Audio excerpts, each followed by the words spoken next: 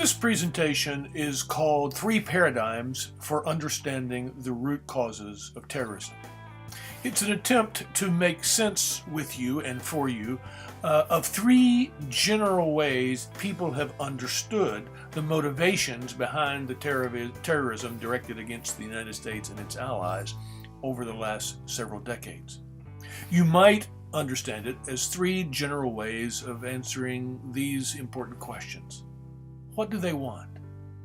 And why do they hate us? What is the inspiration for this effort? I suppose there could be a variety of answers, but I want to point to a particular inspiration related to our thinking about the war on terrorism within the context of a Christian worldview or Christian social ethics. A basic possible understanding for trying to understand the root causes of terrorism is simply the idea that Christian discipleship, or being a Christian, involves a fundamental commitment to peacemaking. We have seen that idea promoted by just peacemaking theory, an approach to political conflict and war which many have been promoting as an emerging alternative to pacifism and just war theory, and a kind of bridge between the two. You will recall that just peacemaking theory doesn't resolve or take a position on the question as to whether or not war is ever justified or Christians may ever participate. What it stresses instead is that more significant than how one answers that question is a commitment to seek justice in ways that promote peace. If we're going to do so, if we're going to promote justice in ways that lead to peace, if we're going to be peacemakers in the context of international terrorism, we surely need to understand as best we can what they want and why they hate us, to see if there is some peaceful way to respond to the things that have inspired that terrorism against us. Another inspiration here is the Roman Catholic document, Living with Faith and Hope. It represents a just war approach and affirms a military response to terrorism. However, it suggests that a military response, a war on terrorism, if you will, won't succeed, won't make us secure, unless alongside that limited military response is some serious attempt to address the root causes of terrorism. So inspired by these perspectives, I want us now to think about those root causes. And these three paradigms represent three distinct ways people have interpreted the root causes of terrorism. We're looking for the peacemaking possibilities they suggest. What does each suggest about non-military possibilities for responding to terrorism? How do those various ways of understanding the root causes fit into a Christian worldview? How might Christians appropriate the insights of each of these general ways or paradigms for understanding the root causes of terrorism? Let me make one final introductory comment before we turn to the root causes. We have talked about the four sources of Christian social ethics: scripture, tradition, reason, and experience. What I'm doing here represents an attempt to draw upon reason. I have said that reason refers to the way in which philosophy, science, and the social sciences shapes the Christian moral life. Each of these three paradigms represent the efforts of contemporary social scientists to make sense of the root causes of terrorism. They are not thinking from particularly a Christian worldview or a Christian perspective. They are using the tools of their social sciences. But Christians have and do draw upon these sorts of insights for shaping their own moral response, in this case, to terrorism.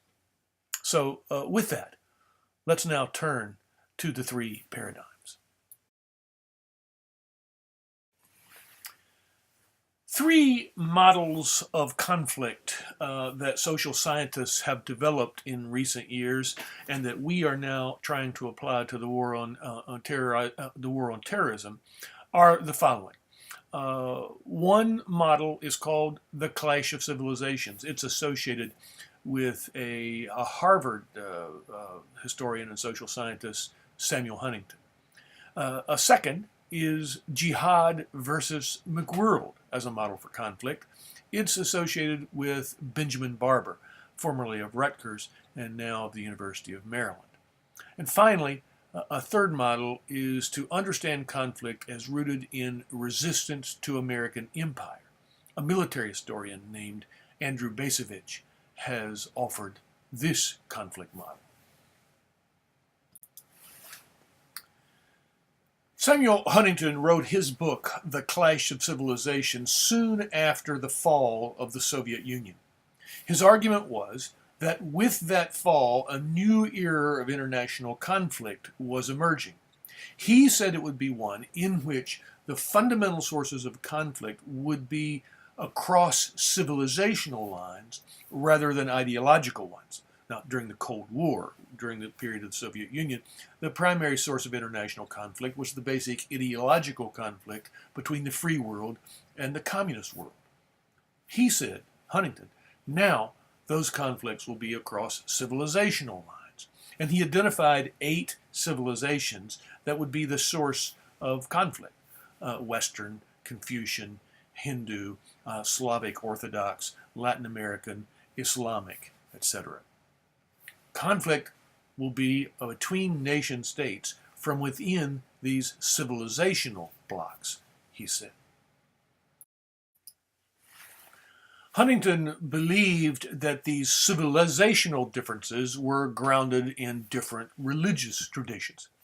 The West associated with Christianity, obviously Islamic civilization, Hindu civilization, Confucian civilization, identifying them with the religious traditions in which they were rooted.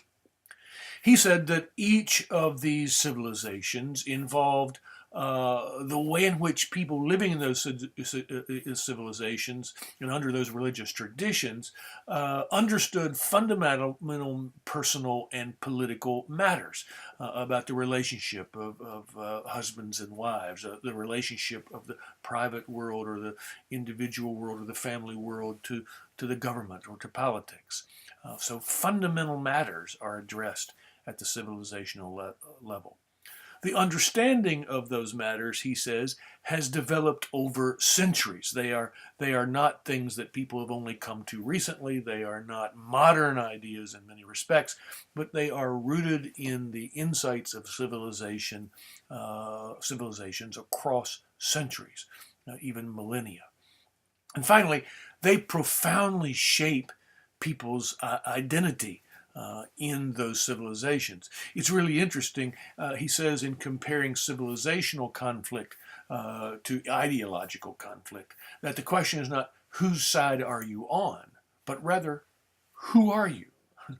Not do you choose communism or capitalism, but rather are you a Muslim or are you a Christian? Are you a Hindu or are you Confucian? So these things shape personal identity.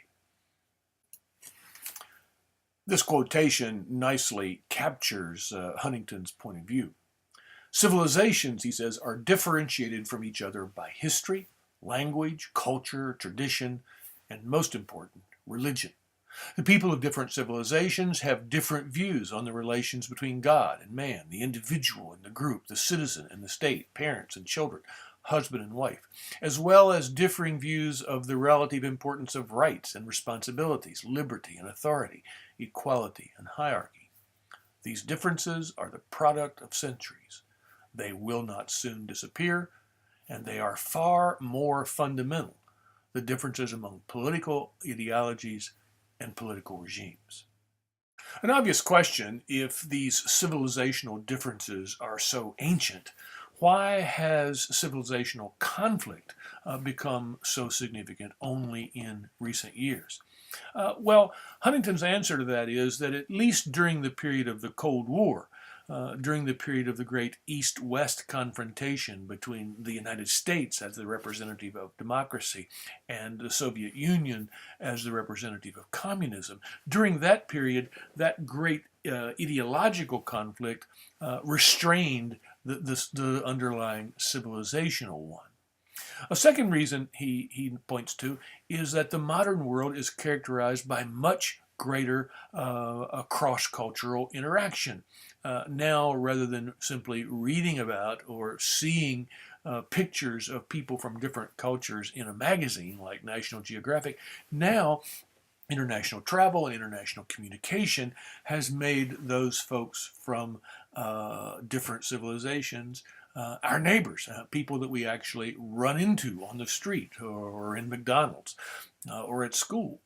And rather than the idea that this close civilizational contact would increase understanding and toleration and respect for one another, Huntington believes it increases our understanding of the differences between us and therefore increases conflict. Third, he says that the processes of economic globalization that have been going on for the last couple of decades has actually loosened people's connection to their ancient civilizational traditions. And as a result, fundamentalist religion, that is to say, a hardcore conservative version of the religion that underlies one's culture, has come in to shore up those traditional identities in a way that increases conflict. From the perspective of this clash of civilizations model, there are significant implications for how we understand what happened on 9/11, for example. From this perspective, those attacks are a part of a fundamental clash between Islamic and Western civilization. And since those sources of terrorism are cultural, rather than purely political, there is little that we can do to address those causes. As many who draw upon this paradigm say, they hate us not because of anything we do, not because of any of our policies that we could change. They hate us because of who we are. I remember hearing people after 9/11 saying they hate us because they hate our freedom. Freedom is kind of a symbol of what shapes our identity, or the commitment that shapes our identity. And somehow they had a fundamentally different commitment that shaped their identity that made them the enemies of freedom. This also suggests that the sources of Islamic terrorism are in Islam. Well, look at this very clear statement from Huntington in The Clash of Civilizations. He says, the underlying problem for the West is not Islamic fundamentalism. It is Islam, a different civilization whose people are convinced of the superiority of their culture and are obsessed with the inferiority of their power. Key idea here. The underlying problem isn't Islamic fundamentalism, isn't a perversion or a version of Islam. It is Islam itself, according to Huntington. Okay, so let's think about how such a perspective like Huntington's might be incorporated into a Christian worldview and a Christian response to terrorism. The first thing to notice is his perspective certainly reinforces a tendency on the part of Christians to identify with the West, to identify Western values as Christian values. His paradigm also contributes to the rhetoric of a struggle between absolute good and absolute evil. If, in fact, Western civilization is under attack and Western civilization is Christian, and it's being attacked from a perspective of civilization shaped by Islamic faith, then this really is a kind of holy war. The war on terrorism then is easily seen as a kind of crusade between absolute Christian good and absolute Islamic evil or error. Finally, this paradigm suggests that there are minimal peacemaking possibilities. Since cultural identities are regarded as unchangeable, and since they are rooted in religion, then there's really nothing much that we can, or from a Christian perspective, that we should do other than resist the enemy and destroy them. Of course, Huntington's perspective has been subject to a great deal of criticism. For one thing, he seems to exaggerate cultural differences.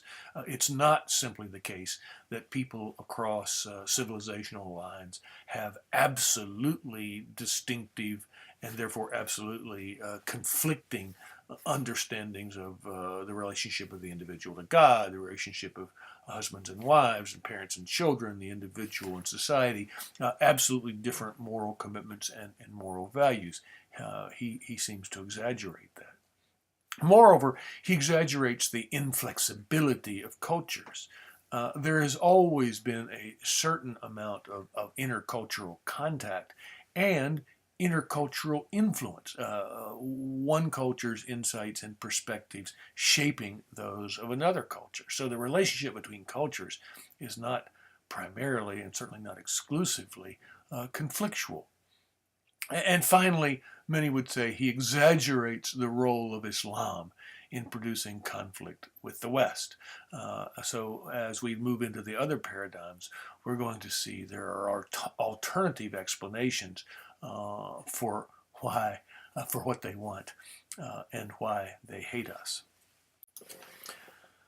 So this concludes our introduction to the topic of three paradigms or three models of conflict and our consideration of the first of those paradigms, Samuel Huntington's Clash of Civilization.